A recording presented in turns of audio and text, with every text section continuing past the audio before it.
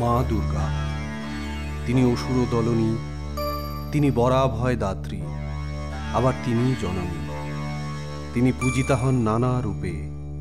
দেবীপক্ষে 9 দিন ধরে পালিত হয় নবরাত্রি। নবরাত্রিতে আসলে দেবী দুর্গার 9টি রূপের পুজো করি আমরা। সিটি পরিবারের এবারের পুজোর অর্ঘ্য নবরূপে নবদুর্গা।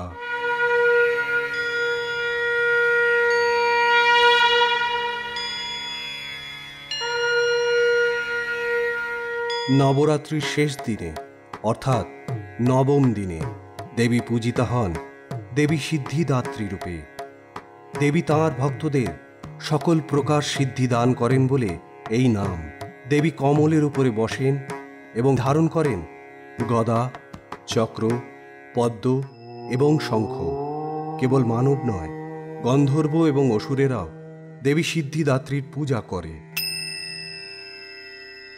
सिद्धि गंधर्व यक्षायध्याय सुराय अमरायपि सेव्यमान सदा भूया सिद्धिदा सिद्धिदायनी।